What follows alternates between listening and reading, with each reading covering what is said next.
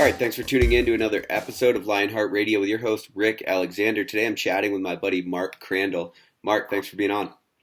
Thanks for having me, man. This is one of my one of my favorite places to go. It's like I didn't even wipe my feet on the mat this time. I just kind of walked in the house and sat down. Yeah, right. There's normally a little bit of handshaking. This time we're just jumping into it. So you have released a new book. Are we calling it a new book? Yeah, I mean I completely redid the first book that I did and added 37,000 new words. Yeah. Oh, it's a new book. So I kind of want to start there because I'm in the process of writing a book right now, hopefully going to finish it in the next week or two. But man, I had plans on finishing it back when we had spoken last time in Australia. And then I thought I was going to finish it again in January. And here we are in April. And what I found to be is writing a book is it is the most intellectually exhausting exercise I could possibly take on because you're stretching your capacity to believe things in different ways.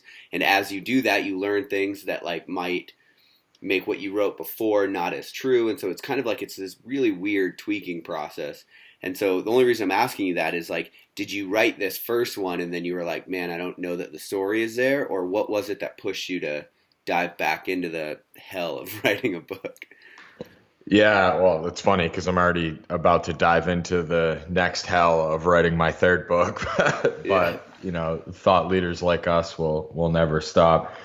Yeah, so when I released my first book, Eulogy of Childhood Memories, it was super incomplete. And I knew that, I guess subconsciously I knew that, but intellectually I was like, oh yes, this thing's gonna take off. And you have to keep the hope alive or you'll never actually hit publish on a book. I mean, that. It's just, if you want to tap into limiting beliefs and really go to war with who you are, not who you're pretending to be, but actually who you are, publish a book or write a book because you're going to go to battle.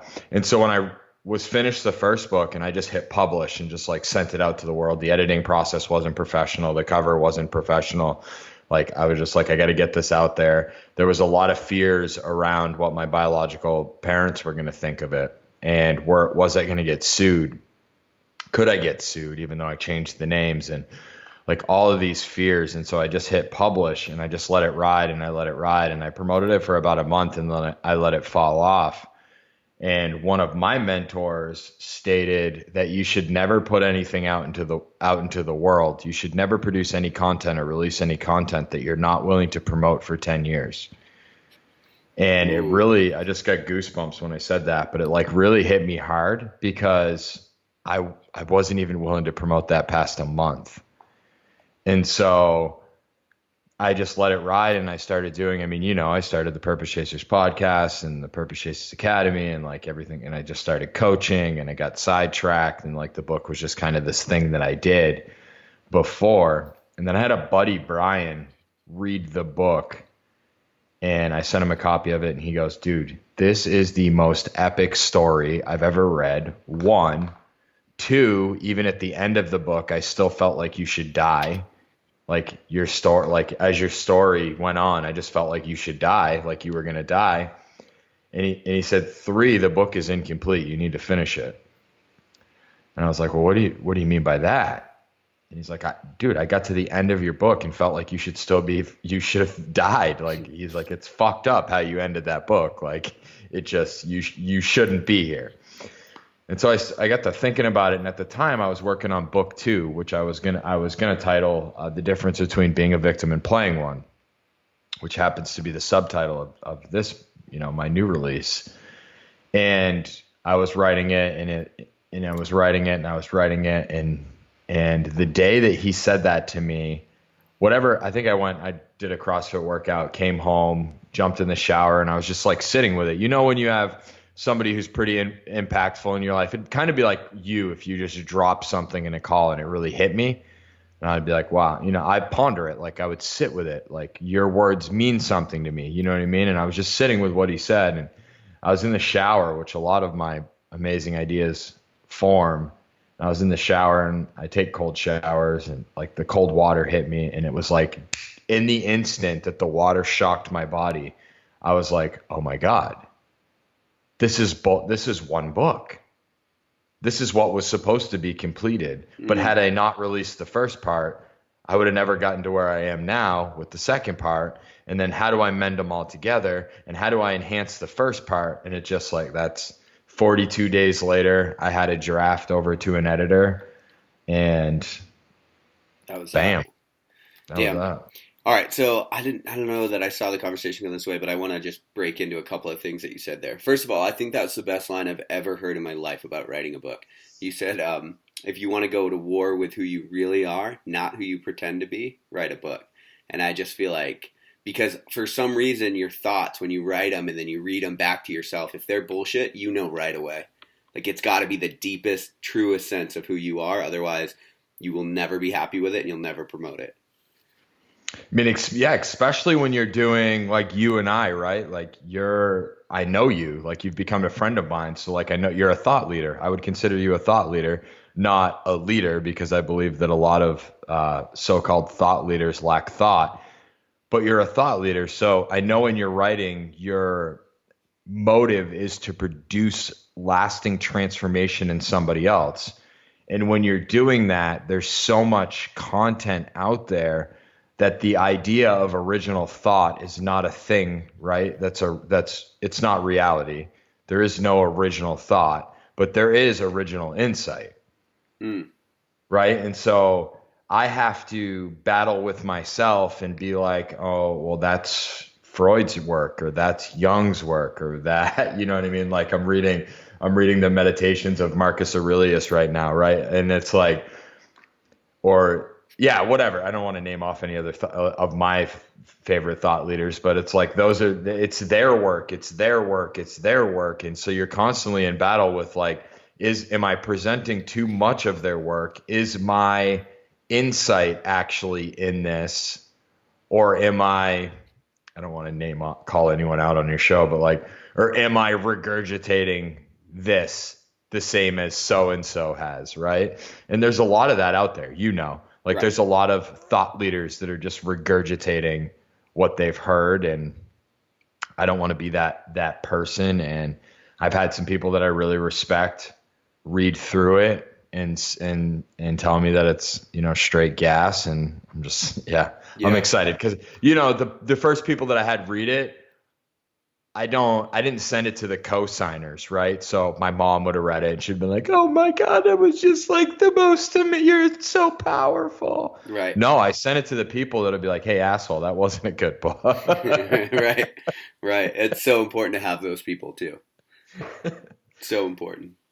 Yeah, no, I love that. I think you have to really guard yourself against you have to really guard yourself against being just like a carbon copy of the things that are in your life because, you know, just because you see something and just because it resonates, you know, the two things that we know that will make somebody believe something is if you, one, ground it in reason so that they can see logically why you said it, and two, if it's coded in a poetic explanation. Like if you have those two things, anybody will believe what you're saying, or most people are going to be inclined to believe it.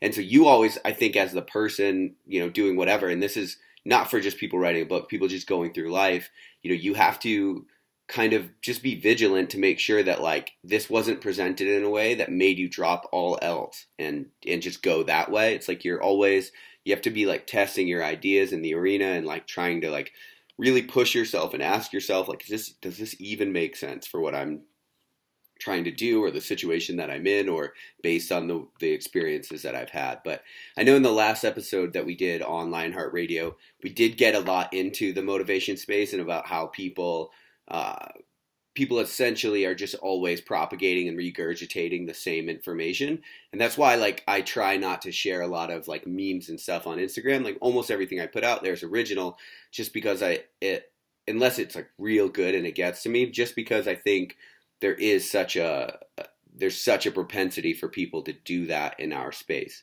But pre-show, you were in pre-show, you and I were talking, and you were talking about this idea that no one lacks actual motivation, and I think that's a good place to jump off from where we left off our last call.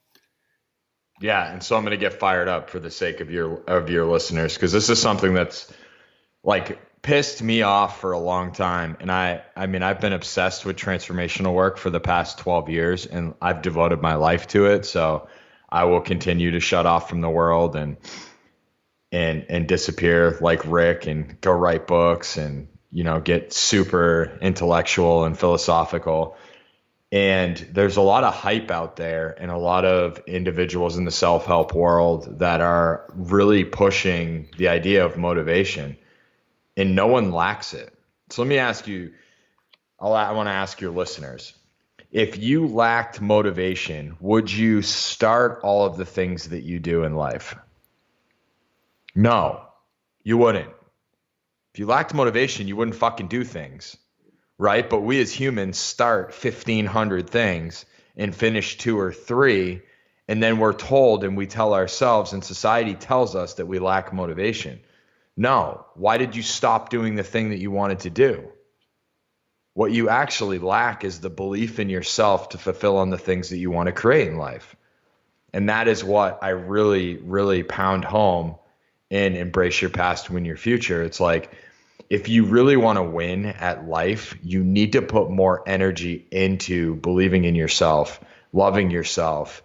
That's one of the reasons why, and, not to, give Glassman another plug, but that's one of the reasons why I love CrossFit, because I know for a fact that I can intellectually take a marker, write some just hell on a whiteboard, and 5 minutes, 10 minutes, 15 minutes later, I'm in my head going, what the fuck did I just sign up for? Like, whose idea was it to take this easy AMRAP and put a fucking vest on? Right. Like, why did I do that? And like that's what we're all up against in life. So just like thinking about a situation in which you jumped into it, thought it was a great idea, and then at some point your mind said, this is a horrible idea. You can stop. And then your mind will also co-sign why it's okay for you to stop. And then we live in such a sensitive, coddling world that individuals around you are going to be like, well, at least you tried, right? No, fuck that, right? It's like, you don't lack motivation, you lack the belief in yourself. I think about the episode that I did with you on Purpose Chasers, and to this day, it's my favorite episode. Like, I'm not just, for those of you listening, like, I'm not just, giving Rick a pat on the back here. It's my favorite episode. And there's one part of the episode where you're talking about doing the ultra, one of the ultras that you did, and how you were like, your kidneys were failing and you were fucking gurgling blood and spitting it where you knew no one could see you. And I'm like, dude, right? It's like, that's how I want to live life. And for your listeners, like, I don't want to be gurgling blood and like, that's not what I'm saying. But I want to be living life with the mindset of, no, I'm not quitting. You got this. Like, go do it. And yeah, and I just, if you've ever been told that you lack motivation, I would just challenge you to really evaluate that, because I don't believe it. I mean, I say the same thing at my keynotes, and I had some people at the last speech that I gave or talk that I gave come up to me and kind of contest what I said. And after I got them to a place of being open to evaluate their life, which most people are not, they were able to see that they didn't actually lack motivation. They didn't actually lack motivation. They lacked what we call in society of self-esteem. And the only way to gain self-esteem is to do esteemable things and go against what your mind is telling you. So if you want to gain confidence in yourself, you need to take actions against what your mind is telling you and disprove your thoughts. And get away from individuals that are going to hold you and say, oh, Rick, at least you tried to finish that ultra. You got 75 miles in. You're so good at life. Right. No, you need individuals around you going, dude, okay, let's evaluate what happened. Where did you fall short? What happened in your mind? What were you telling yourself? What was the phrase that was like driving your brain to quit? Like, let's evaluate that, pick that apart, and then shoot again. And now we know where your stopping point is. Yeah. I know I just went on a rant, but. No, I love it. So I want to break it down. So The what I want to start with though is this idea that like you talk about embracing your past, and then you also talk about like building a case for yourself and this self belief. But a lot of times, this lack of self belief does come from our past, and so how do you reconcile these things? Because that's what I think people are. Any limited belief that people have, it's just it's a pattern that's been ingrained in them from their past, almost always. Totally. And for your listeners that didn't listen to our first episode or your two episodes, I think I've only released one of your two episodes at the time of this recording, but I think we're going to keep going on each other's podcasts. And I think there's something more blossoming, but the universe will decide. But so for you, those of you who don't know my story, like I was taken by the state at 3 years old. I was handcuffed, locked in a closet, burned with cigarettes. My mom smoked crack. My sister was born prematurely with cerebral palsy. I became a psychopath at the age of 7. I had all the traits of a serial killer. I was killing animals, setting fires, assaulting people. I was placed in group homes, became addicted to drugs, went homeless my senior year in high school, stayed homeless for about 4 years, went to prison. Got high the whole time I was in prison, came out, found transformational works, like not just one path, but like became obsessed and collecting a ton of them.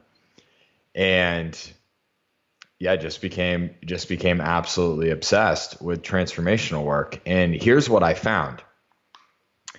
So I had my whole life had individuals around me that, like, when I say, Rick didn't flinch. For those of you who aren't, I guess he doesn't give you access to the video. Maybe he'll put a clip up on IG or something. But he didn't flinch when I shared that, right? Those are the individuals that I have in my corner, because we all have fucked up things, right? I don't care who you are, like you have something that, like, in your mind, you've created a story about who you are as a result of the thing that happened, right? So I was locked in a closet.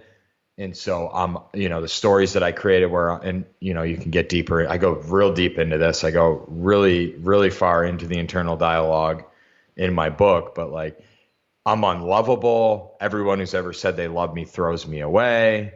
I deserve to be abused, like all of the shit that came up, and then you have like, I'm a ward of the state. I'm adopted. I have 6 felonies on my record. So now I'm a convicted felon. Well, convicted felons don't get to live good lives. And I'm also, in recovery. So, at one point I was a junkie and a thief and a liar. And like, what happens to individuals with traumatic pasts is not the actual thing. Like, the hindrance is not the actual thing that happened. And so if you have trauma, which we all do of some form, it's just like, I didn't engage in combat, so I don't have Rick's trauma. You know what I mean?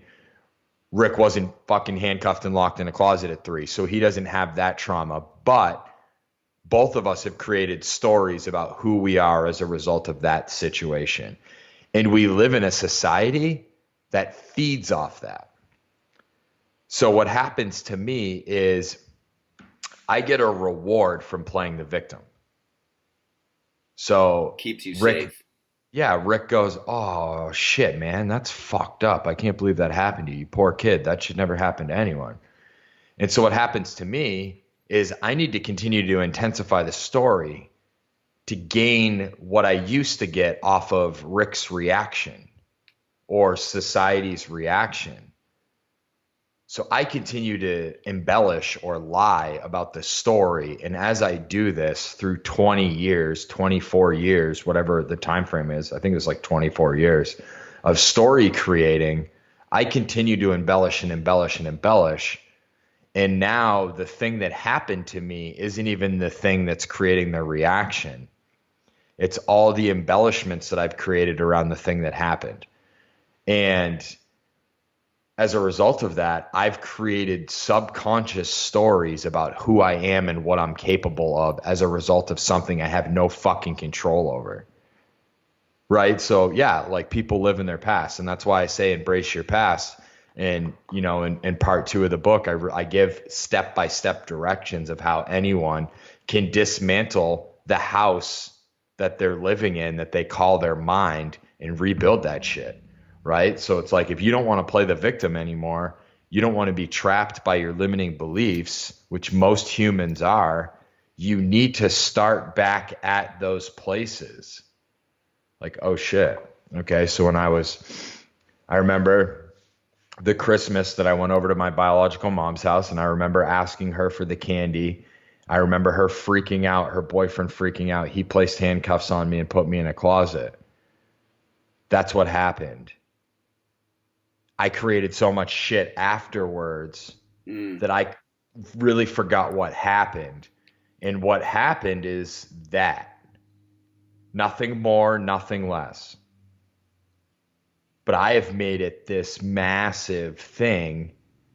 That's like an And attack on who you were as a person and all this shit, right? And you just trap yeah, yourself in with that narrative. I'm worthless. I deserve the abuse.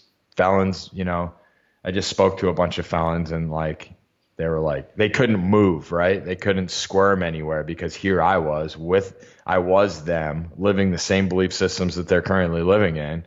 And I told them like if you don't want to go back to prison, you need to quit being a victim. You need to quit the society wronged me. This happened.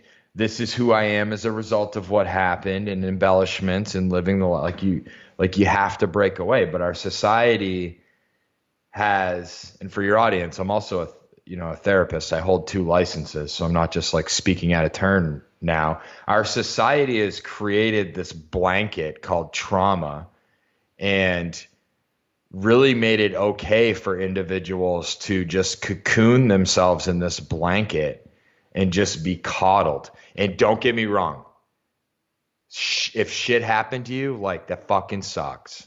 Mm. But what I'm here to tell you is you can break free of that shit. Yeah. That's going to be it's going to be the hardest journey you've ever engaged because you're going to have to go against everything that you think you are. Everything that you think you are. That's the thing, right? That's what makes escaping that narrative so hard because it is everything that you think you are. And so what it feels like to a lot of people when you try to start changing that narrative, it just feels like you're lying to yourself. And your true self's like, yeah, fuck face, but you know who you really are. Like you know this, you know what I mean? And so that I think it's so deeply held, that belief. But then it's that Shakespeare quote, right? There is no right or wrong, but thinking makes it so. And it's like you are assigning what you think to that narrative. I heard Eckhart Tolle, that guy. I heard him say it really well. I don't get into a lot of his stuff, but I was just listening to a random talk of his, and he was talking about the moment that he changed his narrative and how he was homeless and had this like really terrible past, and he'd gone through this enlightening experience, and he's sitting on a bench, and he's like, yeah, but so what is the real narrative right now? And he's like, well, you're a human and you're breathing and you're sitting on a park bench. That's not so bad. Like, is that the worst place to be? And it's like, damn. And you really, that perspective, it's everything, right? That is how you rewrite your story going forward. It's just that you're really competing with who you really believe that you are in order to do that. I mean, you have like Think and Grow Rich, you have the Law of Attraction, like you have all of these books that are like in the world for us to explore to go against what we've been telling ourselves that we are. And if you look at the religions of the world, which we ripped on, I think we've done it a couple times now, right? Which is like the deep thought is lacking spiritual practices and spiritual beliefs and insights, right? If you look at all of those teachings, they all stem to nothing. What do Like you mean? The Buddha, right? So like mindfulness, Christianity, like it all points to nothing, the here and now, like the reference that you just made. I'm a human breathing on a bench.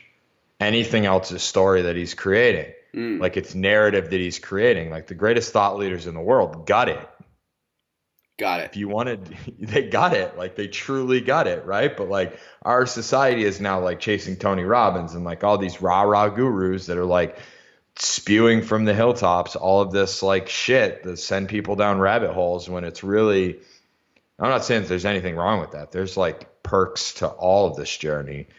But like the true work is really like what you just said. Like getting there and being like, okay, what's really going on right now? Nothing. Dude, all the shit that I just created and I made up about everything that's happening, like none of that shit matters. Yeah, you're just sitting there.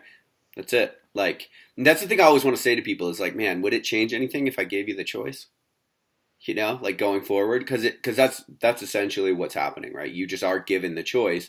You're just choosing to live in what's happened, and so you've walled yourself in with choice. It doesn't feel like you actually have one. But I think that I'm learning more and more in my own experience in my own journey that there's almost nothing that's ever wrong with the moment. And so everything that is wrong with your life either comes from something that's already happened, so it's in the past, or the fear of something that could happen, or the speculation of something that could happen. But if you always lean into the moment, if you're always right there, right now, if you be where you are, there's almost never anything wrong. Who was it? I'm trying to think of the quote. I really feel like it was one of the Beatles. It might have been John Lennon. I forget. Anyways, but the quote is, I think it is. It's living is easy with eyes wide shut, misunderstanding all you see. Right? Like I've sat with that thing multiple times, Mm, right? So it's like you look at anyone and there's like, all right, so if you stand up right now for your audience, your listeners, and you go look in the mirror, are you having a good day or are you having a bad day? Or does any of that matter? Right? Are you fat? Are you in shape? Like, what day is it? Right? Because we all flip flop. We all yeah, go, like, I don't care how good a shape you are. Like, we're all like, fuck, dude, I got to hit cardio. I got to get on the rower today. Or, like, I shouldn't have ate those tacos last night or whatever. Or maybe you're having a great day where you're like, damn, look at my abs. You know what I mean? yeah, Like, you're having one of those days, but it's like, how are you viewing it today? And our minds and our society has ingrained in us to draw a conclusion and run with the conclusion. But what does it look like to stop and pause and really reflect before making a decision of what mental direction you want to head down? yeah. Man, it's hard to. So it's like some of these things that we're talking about right now, they sound even cliche, right? And that's because they are true. It's hard to have those thoughts and have them with authority, like enough authority to make you change a behavior.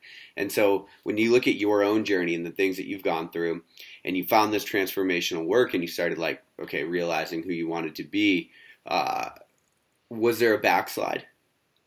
Was there was there ever a moment where you fell off? Well, I still don't think I know where I'm trying to be, right? And I don't even think you meant to say that, right? It's when I'm getting stuck on where I'm going or what's happening, it's because I'm viewing what I'm up to as a destination versus a journey.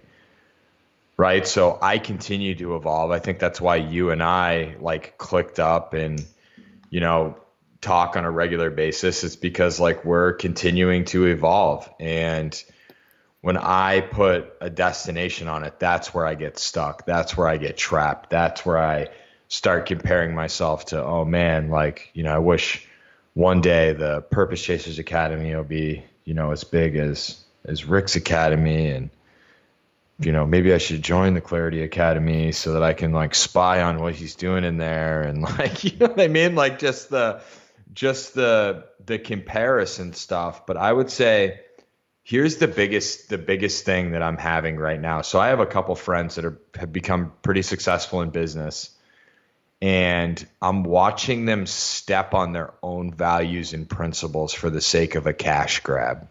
Mm, I don't ever want to do that, Rick. And 100%. that's not to say that I'm immune to it.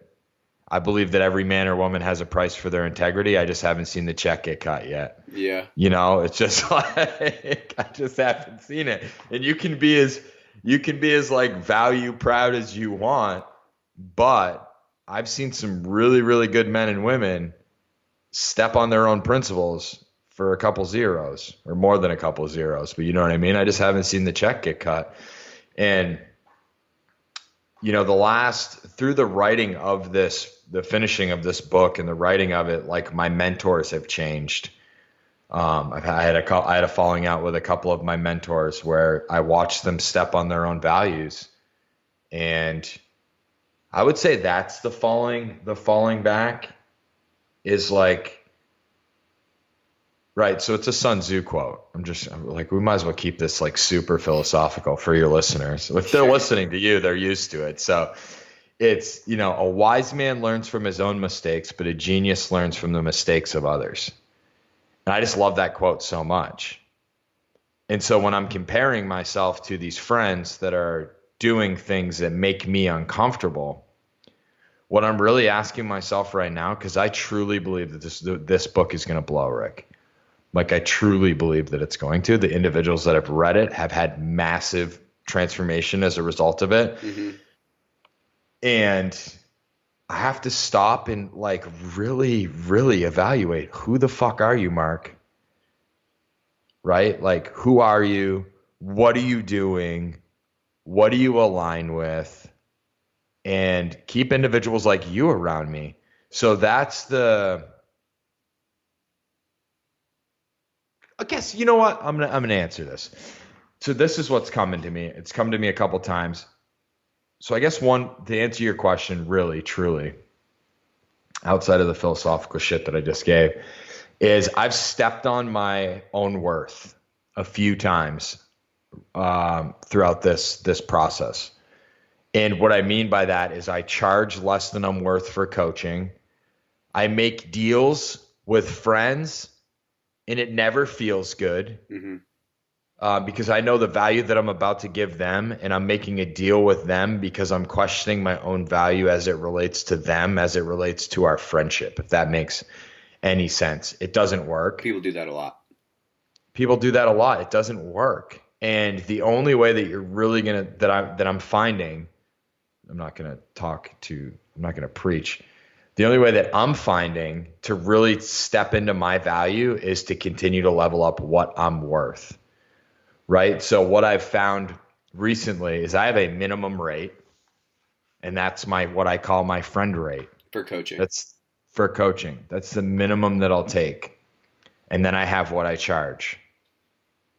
And that's it. My mentor, Hal Elrod, says, I either do it for free or I do it for full price. Mm.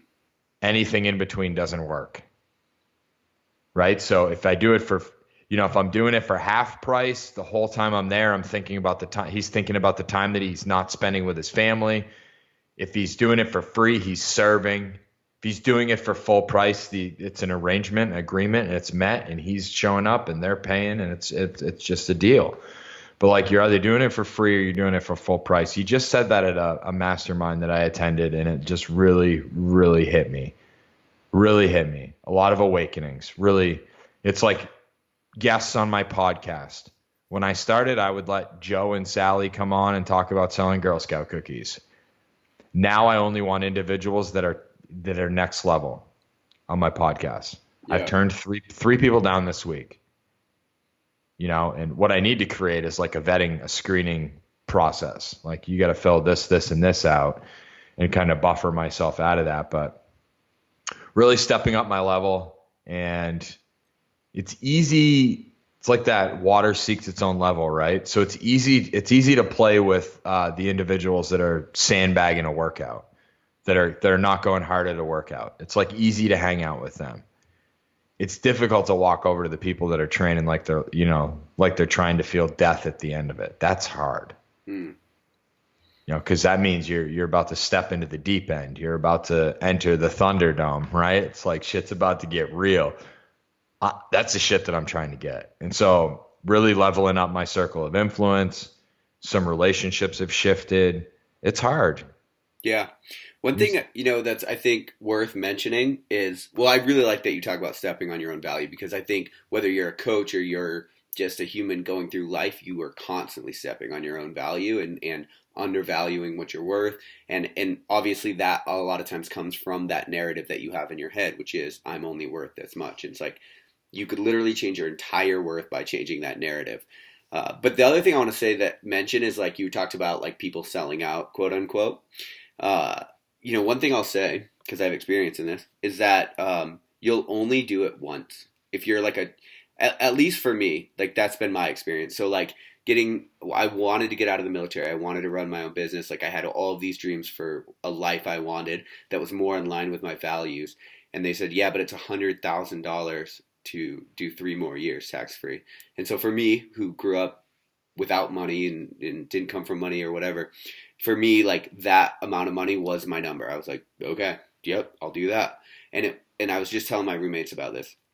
I reenlisted. I got, this big bonus, whatever. From the time I got the bonus to the time I completely hated who I was, it was 6 days. That's how long it took for that money to not mean a fucking thing to me. And Yeah. I remember being like, no, hold on. 6 days, dude? I got 3 years left. What do you mean? And it's like, dude, you'll only fuck that up one time. And so when I was getting out again, people were like kind of just making hypotheticals, and they're like, yeah, but $1 million. I'm like, I'm telling you, dude, you'll do it one time and then you'll realize how little that means. And then, the converse of that, and this is, I think, really good for anyone listening, is like the one thing that we know that gives your life a sense of meaning is when you live within your own value set.